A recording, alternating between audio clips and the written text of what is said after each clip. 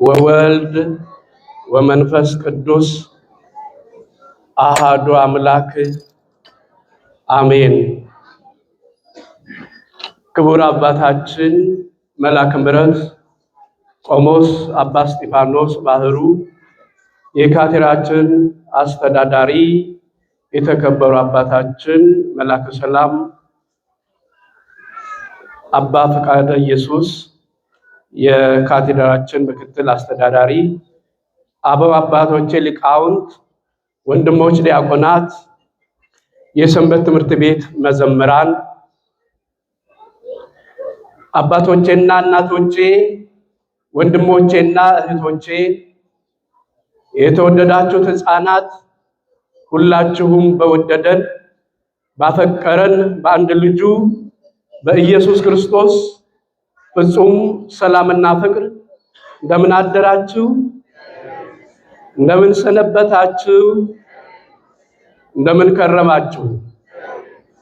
እንኳን ለበዓለ ሆሳዕና እግዚአብሔር በሰላም አደረሳችሁ አደረሰን።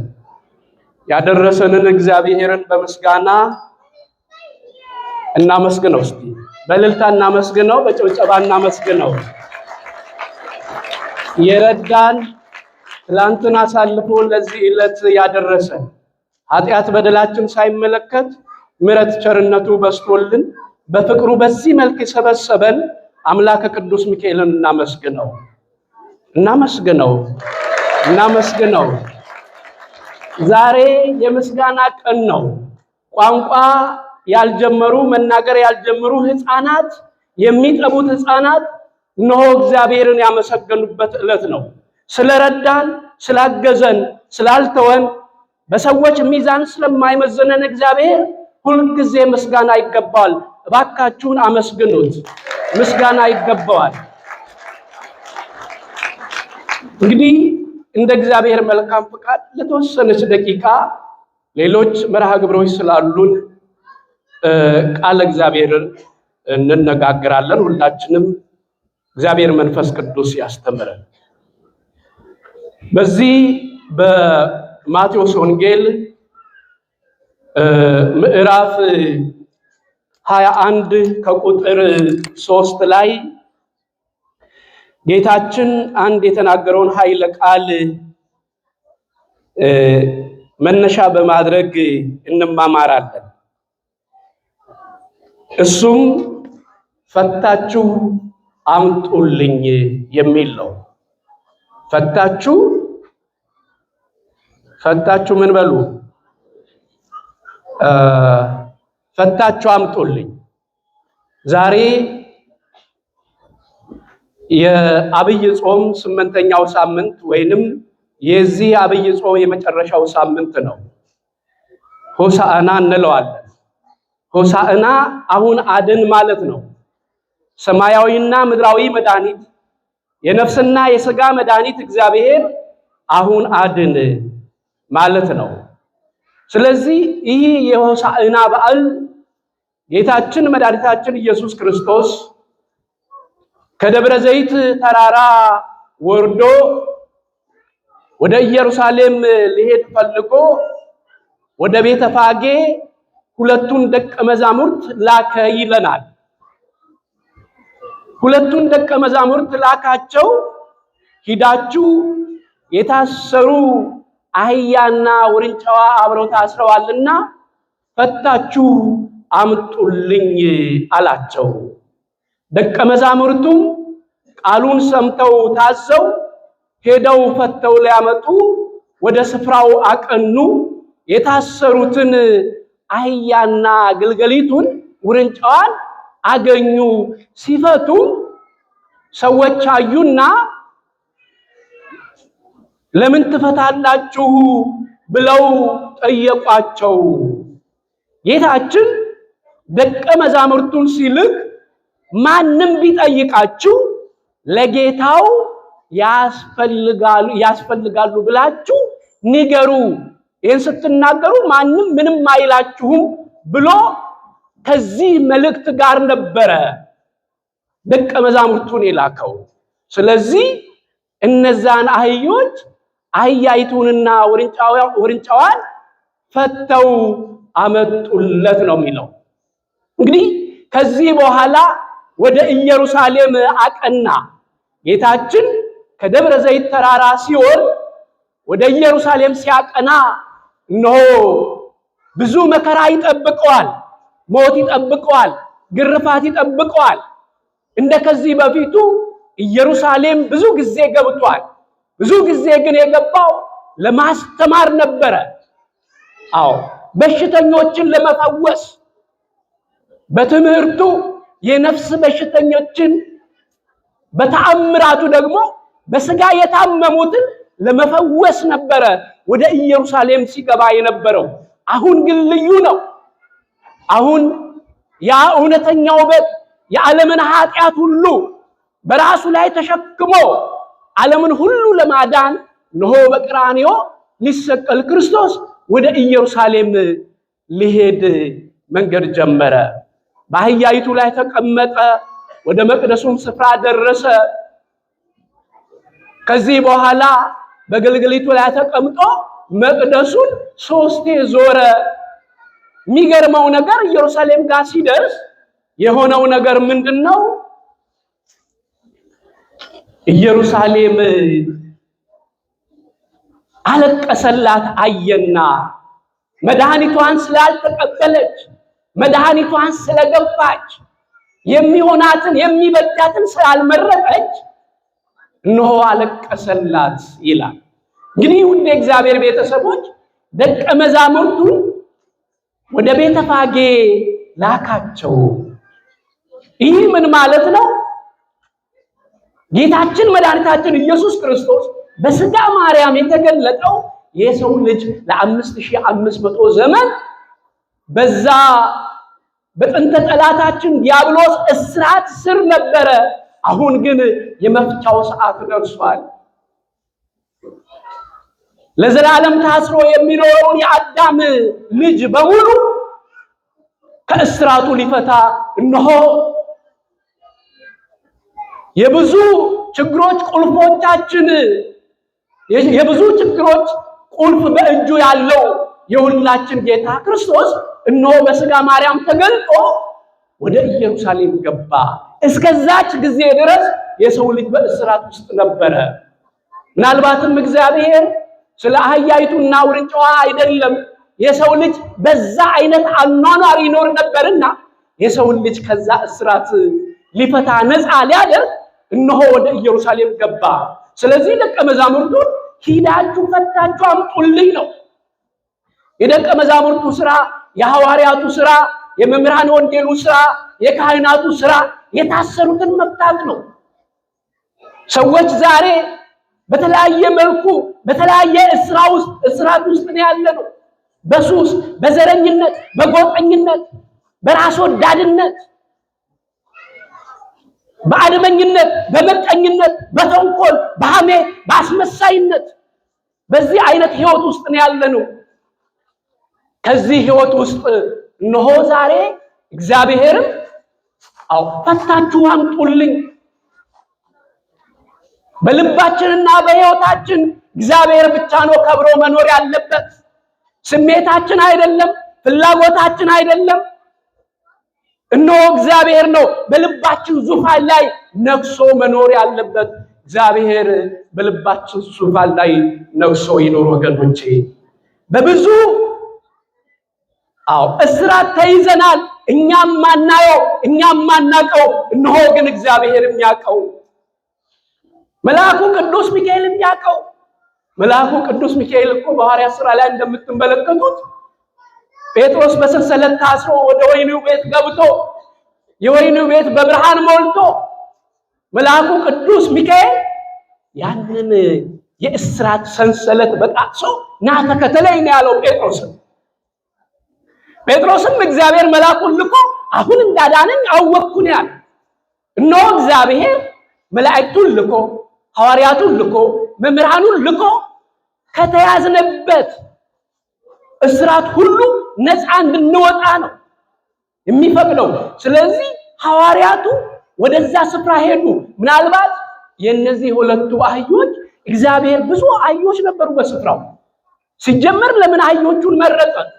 ምክንያቱም ነገስታቱ በፈረስ ሰረገላ በፈረስ ነው የሚገለጡት ወይንም የሚጠቀሙት። እነሆ ክርስቶስ ለምን የተናቀችውን አህያ መረጠ? አህያ ይገርማችኋል፣ በብሉይ ኪዳን በኩር የሆነ ሁሉ ለቤተ ክርስቲያን የመጀመሪያው ይሰጣል። አህያ ግን አትሰጥ። በአህያ ፈንታ ፍየል ወይንም በግ ነበር የሚሰጠው። አህያ ወደ ቤተ መቅደስ አካባቢ እንድትደርስ አይፈቀድም። አሁን ግን ክርስቶስ እሷን ተቀምጦ በቤተ መቅደስ 3 ጊዜ ዞረ። ለምንድን ነው አህያ የፈለገው?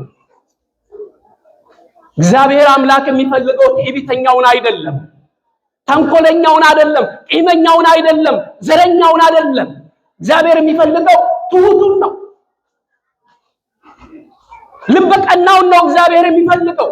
በዚህም ሰው ላይ ያድራል፣ መልካምም ስራ በሱ ይሰራል። ስለዚህ አህያ ቢቀመጡባት ነው ጋልበው ሰው ለመያዝ አትጠቅምም፣ ለማምለጥም አትሆንም። ስለዚህ እነሆ ክርስቶስ ለሚፈልጉት ሁሉ ቅርብ ነው። ለሚፈልጉት ሁሉ ቅርብ ነው። ለዚህ እኮ ነው ሐዋርያው ዮሐንስ በራእዩ ምንድን ያለው? እነሆ በደጅ ቆሜ አንኳኳለሁ፣ ድምፄን የሚሰማ በሩን የሚከፍትልኝ ወደ እርሱ ገባለሁ፣ ከእርሱ ጋር እራት እበላለሁ፣ እርሱም ከኔ ጋር ይበላል። ራእይ ዮሐንስ 3 ላይ ቅድም ቅዳሴው መጀመሪያ ላይ አይታችሁ ከሆነ ዲያቆኑ ምን ሲል ነበር? አሮሃተ መኳንንት ደጆቻችሁን ክፈቱ።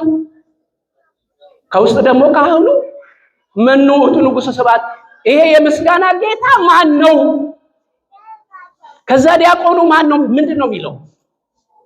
እግዚአብሔር አምላክ ኃያላን ውእቱ ዝንቱ ንጉሠ ሰብዓት፣ ይሄ የኃያላኑ ጌታ የጌቶች ጌታ የነገስታቱ ንጉሥ እነሆ እግዚአብሔር ነው። ሞታችንን ሞቶ ሕይወት የሰጠን ከድቅድቅ ጨለማ ወደሚደነቀው ብርሃን የጠራን እሱ እግዚአብሔር ነው። የቆሰለልን የሞተልን ሕይወትን ያደለን እሱ እግዚአብሔር ነው። ስለዚህ ደጁን ክፈቱለት ነው። ውድ እግዚአብሔር ቤተሰቦች ልባችን ውስጥ ምንድን ያለው? እነሆ ክርስቶስ በእያንዳንዳችን ደጅ ላይ ቆሟል። ሁላችን ይፈልጋል። ሁሉም ያስፈልጉታል ነው እኮ ያለው። ያስፈልጉታል በሉ። ለምን ፈታችሁ አህዮቹን ቢሏችሁ ለጌታ ያስፈልጉታል። አንተ ታስፈልጋለህ፣ አንቺ ታስፈልጊያለሽ። ሁላችን ለእግዚአብሔር እናስፈልገዋለን። ስለዚህ በእያንዳንዳችን ደጅ ላይ እነሆ ክርስቶስ ቆሟል። በሩን የሚከፍትልኝ ድምፄን ሰምቶ በሩን የሚከፍትልኝ ወደ እርሱ ገባለሁ፣ ከእርሱም ጋር እራት እበላለሁ። የልባችን ደጅ ለክርስቶስ እንክፈት።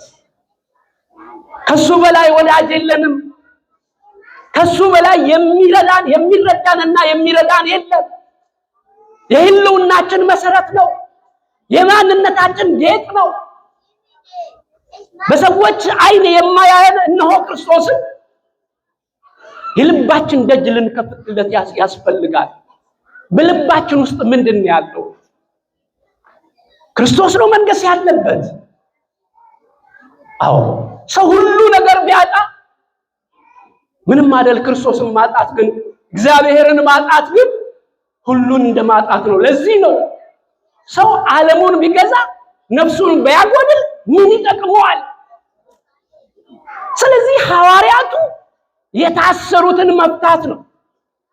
ለዚህ ነው ለቅዱስ ጴጥሮስ በምድር ያሰርከው በሰማይ ታሰረ ይሆናል፣ በምድር የፈታው በሰማይ ተፈታ ይሆናል። ያ ማለት ምን ማለት ነው?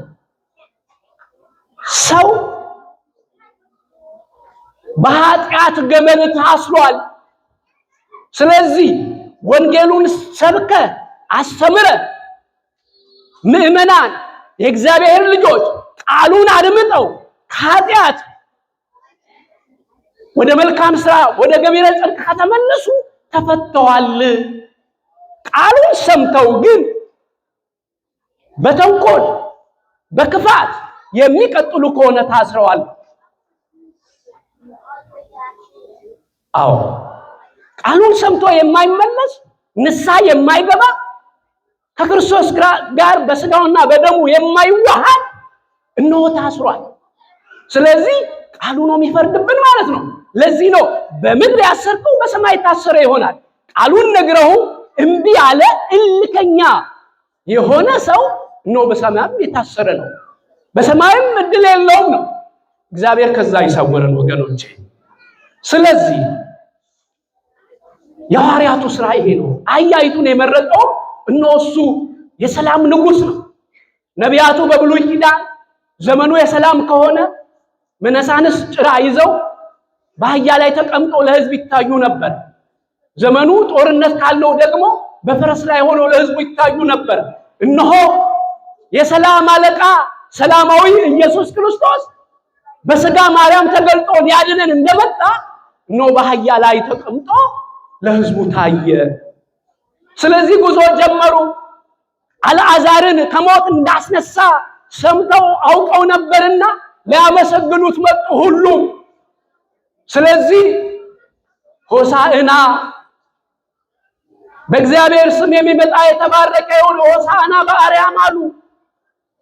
በሰማይና በምድር እውነተኛ መድኃኒት ይሆን፣ የነፍስና የሥጋ መድኃኒት ይሆን፣ በውስጥና በአፋ መድኃኒት ይሆን፣ አንተ የተመሰገንክ ነህ አሉት። የእሱ መድኃኒትነት ይለያል። እንደምናውቀው ባለ መድኃኒት አይደለም። የምናውቀው ዶክተሮች ባለ መድኃኒቶች፣ መድኃኒቱ ሌላ ባለ መድኃኒቱ ሌላ። እነሆ ክርስቶስ ራሱ መድኃኒት ነው፣ ራሱ ባለ መድኃኒት ነው። አዎ ራሱ ስጋዬን ብሉ ደሜን ጠጡ ሕይወትን ታገኛላችሁ፣ ከሞት ወደ ሕይወት ትሸጋገራላችሁ ነው ያለን። ስለዚህ እሱ ሕይወት ነው፣ እሱ መድኃኒት ነው። የነፍስም የሥጋም የውስጥም በአፋ ያለውንም ደዌ ሁሉ የሚያርቅ። ለዚህ ነው ዮሐንስ ደሙ ከኃጢአት ሁሉ ያነጻናል። ስሙ የተመሰገነ ይሁን።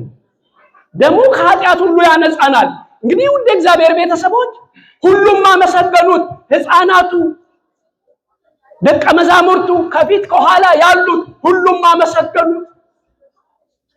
ሕፃናቱ፣ ጡት የሚጠቡት፣ ንግግር ያልጀመሩት እነሆ ክርስቶስን አመሰገኑ።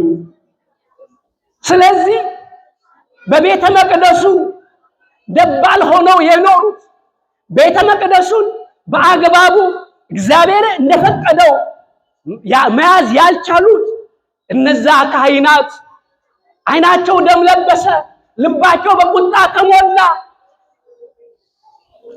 ሕፃናቱ ማመስገናቸው እነሱን አስቆጣ። ደቀ መዛሙርት ምን እያሉ ነው? አቁም አሉት። ሕፃናቱም እያመሰገኑ ነው፣ እየዘመሩ ነው፣ እንዲያቆሙ ነገራቸው አሉት። እነሆ ክርስቶስ እነዚህም በከለከሏቸው እነዚያ ድንጋዮች ያመሰግኑኛል አላቸው። መድኃኒታቸውን አላወቁ። የነፍሳቸውንና የሥጋቸውን መድኃኒት አላወቁ።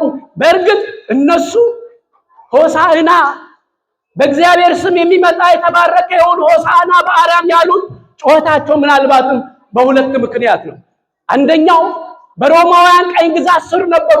ከዛ ቀኝ ግዛት እንዲያወጣቸው ነበረ ጩኸታቸው የመጀመሪያው። ሁለተኛው ግን እውነትም ነው ክርስቶስ የአዳምን ልጆች በሙሉ እርቃን ሆኖ እርቃኑን ሊሸፍን የወደቀውን ዝቅ ብሎ ሊያነሳ በጸጋ የጎደለውን በጸጋ ሙሉ ሊያደርግ መጥቷልና በዛ ምክንያት አመሰገኑ። ስለዚህ ወደ ኢየሩሳሌም ወደ መቅደሱ ድረስ ገባ። በመቅደሱ ሲገባ ግን መቅደሱ በስርዓት አልተያዘም። የወንበዴዎች ዋሻ አድርገውታል። ቤቴ ጸሎት ቤት ትባላለች፣ እናንተ ግን የወንበዴዎች ዋሻ አደረጋችሁት። ውድ እግዚአብሔር ቤተሰቦች እያንዳንዳችን የእግዚአብሔር ማደሪያ ነን። በሰውነታችን ምንድነው የምናደርገው? ምናልባት ሰው የሰራው ግንብ አይደለም። አሁን እግዚአብሔር የሚናገረው ራሱ ሥላሴ የሰራው የፍጥረት ቁንጮ አድርጎ የሰራን ስለ እኛ ነው። በሕይወታችን ምንድነው የምንሰራው? እግዚአብሔርን የሚመች እግዚአብሔርን የሚያስደስት ወይንስ ማስመሰል ውሸት፣ ሐኬት፣ ትዕቢት፣ ተንኮል፣ ምቀኝነት፣ ዘረኝነት፣ ጎጠኝነት እነዚህ ከኛ ሊርቁ ይገባል። ለዚህ ነው ሐዋርያው አንትሙ ታቦቱ ለእግዚአብሔር እናንተ የእግዚአብሔር ቤተ መቅደስ እንደሆናችሁ አታውቁምን? ዛሬ እንደው ክርስቶስ እያንዳንዳችን ስለሚፈልገን መቅደሱን የመንፈስ ቅዱስ ማደሪያ የሆነውን ሰውነታችንን ለጸሎት እግዚአብሔርን እንድናመሰግን እንደ ሕፃናቱ ስላደረገልን ስለረዳ ሞታችንን ሞቶ ሕይወት ስለሰጠን ከወደቅንበት ቀና ስላረገን ልብስ ስለሆነ ስለዚህ አመሰገኑት። የሚገርመው ነገር ያቺ አህያይቱ የተናቀችቱ ሁሉ የሚመታት ድካሟን ማንንም የማይረዳት ልብሳቸውን አውልቀው አነጠፉላት። ውድ እግዚአብሔር ቤተሰቦች እግዚአብሔር ሲያዝንብን ሁሉ ያከብረናል፣ ሁሉ ይወደናል። ቅዱሳንን ለምንድን ነው የምንወደው? እግዚአብሔርን ስላሳዩን፣ እግዚአብሔርን ስለገለጡልን፣ እነሆ ክርስቶስን ስላሳዩን ነው። ዛሬ አንዳንድ አባቶች መልካም አባቶችን ስናይ ለምንድን ነው የምንወዳቸው? የክርስቶስን ትሕትና በውስጣቸው ስላየን ነው። የክርስቶስን ፍቅር በውስጣቸው ስለተመለከትን ነው። ጥሩ ሰው ስናይ እንረካለን። ለምን? የክርስቶስን ማንነት፣ የክርስቶስን ሁሉን ወዳጅነት በእነዚህ ሰዎች በእነዚህ አገልጋዮች ውስጥ ስናይ እነሆ እንረካለን። ስለዚህ የተነቀችቱ አህያ ልብስ ተነጠፈላት። ለምን አነጠፉ? ልብሳቸውን አውልቀው አንተ የውጭ ልብስ ብቻ አይደለህም ውሳጣዊ እርቃናችንን የምትሸፍንልን ሲሉ ነው። ትዝ የሚላችሁ ከሆነ ኦሪት ዘፍጥረት ላይ አዳም በበደለ ጊዜ ራቁቱን ሆነ። የእግዚአብሔር ድምፅ ተሰማ። አዳም ሆይ ወዴት አለህ አለው። ራቁቴን ስለሆንኩ ስለፈራሁ ተሸሽጊያለሁ አለ። ራቁቴን ስለሆንኩ ስለፈራሁ ተሸሽጊያለሁ። ያንን እርቃናችንን ሊሸፍን ነው ክርስቶስ በስጋ ማርያም ተገለጠ። አመስግኑት፣ ይህንን እግዚአብሔር አመስግኑት። አረግጥ የለም የሁላችን ጌታ መድኃኒታችን ሕይወታችን አዳም ከጸጋ መንፈስ ቅዱስ ተራቁቶ ራቁቱን ነበርና ያንን እርቃን ለመሸፈን ነው ክርስቶስ መጣ። ስለዚህም ልብሳቸውን አነጠፉ። ዘንባባ የዘንባባ ዝንጣፊ ይዘው አመሰገኑት። ዘንባባ የድል የደስታን ምልክት ነው። እንግዲህ ውድ የእግዚአብሔር ቤተሰቦች ለጌታ ያስፈልጉ ፈታችሁ አምጡልኝ ለምን ቢሏችሁ ለጌታ ያስፈልጉታል። እግዚአብሔርን ማያስፈልገው በመካከላችን የለም። ምናልባት በኃጢአት አረንቋ ውስጥ ብንገኝ ሕይወታችን ጥሩ ባይሆን እነሆ አሁንም እግዚአብሔር ይወደናል፣ እግዚአብሔር ይፈልገናል። እግዚአብሔር እድሜን የሰጠን ለንስሐ ነው። እነሆ ለእግዚአብሔር እንቅረብ፣ የተከፈለልን ዋጋ እናስብ። እስከ ሞት ድረስ ነው የወደደን፣ ሕይወቱን ለኛ ይሰጠን። ሕይወቱን ነው ክርስቶስ ለኛ ይሰጠን። ለጌታ ያስፈልጉታል። እንግዲህ ምን እናርግ ነው? እኛ በትህትና እናመስግነው፣ በትህትና እናመስግነው። እግዚአብሔርን ለማመስገን ቀስቃሽ አያስፈልገን። ያደረገልን ውለታ ብዙ ነው። እያንዳንዳችን በዚያ ወደ ምሕረት ላይ ወጥተን እግዚአብሔር ምን አደረገልን ብንባል የምንናገረው ብዙ ነገር አለ። ስለዚህ በትህትና እናመስግነው። እነሆ ሕፃናቱ አመሰገኑት፣ ደቀ መዛሙርቱ አመሰገኑት፣ ከፊት ከኋላ ህዝቡ ሁሉ የአምስት ገበያ የሚያህል ህዝብ ሁሉ አመሰገነው። የመጀመሪያ እናመስግነው ነው። ሁለተኛው ልባችንን እንክፈትለት። እነሆ ክርስቶስ ቅድም እንደተባለው በደጅ ቆሜ አንኳኳለሁ፣ ድምፄን የሚሰማ ቢኖር ድምፄን የሚሰማ ቢኖር በሩን ይከፍትልኛል፣ ወደ እርሱ ገባለሁ፣ ከእርሱም ጋር እራት እበላለሁ፣ እርሱም ከኔ ጋር። ልባችን ለክርስቶስ እንክፈት ወገኖቼ። ዘመኑ አልቋል። ወደ እግዚአብሔር እንቅረብ። እግዚአብሔር ሰላም ነው። እግዚአብሔር እረፍት ነው። እግዚአብሔር ሕይወት ነው፣ መመኪያ ነው፣ መጠጊያ ነው፣ ጋሻ ነው። ከዚህ ክፉ ዓለም የምንጠጋበት የምንሸሸግበት ምሽጋችን ነው። ክፉን ዓለም የምንሻገርበት ድልድያችን ነው። ስለዚህ የልባችን ደጅ እንክፈትለት። እግዚአብሔር በልባችን ይንገስ። ትዕቢትን እናርቅ። ያቺ አህያ የተመረጠችው ምናልባትም እግዚአብሔር በትሑታኑ ላይ ነው የሚያድረው። እኔነትን እናስወግድ፣ ራስ ወዳድነትን እናስወግድ፣ ፍቅርን እንለማመድ፣ በፍቅር እንመላለስ፣ ሰላማችንን እናጽና፣ አንድነታችንን እናጽና። እነሆ ክርስቶስ ለሁላችን የሞተው ይህን ሰላም ሊሰጠን ነው። ስለዚህ እነሆ ፈታችሁ አምጡልኝ። ዛሬም ቅድስት ቤተ ክርስቲያን ልጆቿ ከማይሰር ኃጢአት ተፈተው ወደ ክርስቶስ እንዲመጡ ንስሐ ገብተው ቅዱስ ሥጋውን ክቡር ደሙን ተቀብለው መንግስቱን እንዲወርሱ እየሰራች ነው፣ ትሰራለች። እግዚአብሔር አምላካችን ንስሐ ገብተን ቅዱስ ሥጋውን ክቡር ደሙን ተቀብለን የመንግስቱ ዜጎች እንድንሆን የእግዚአብሔር ቸርነት፣ የድንግል ማርያም ምልጃ ጸሎት፣ የአባቶቻችን ጸሎታቸው ቃል ኪዳናቸው ከኛ ጋር ይሁን። ወስብሐት ለእግዚአብሔር። ይቆየ።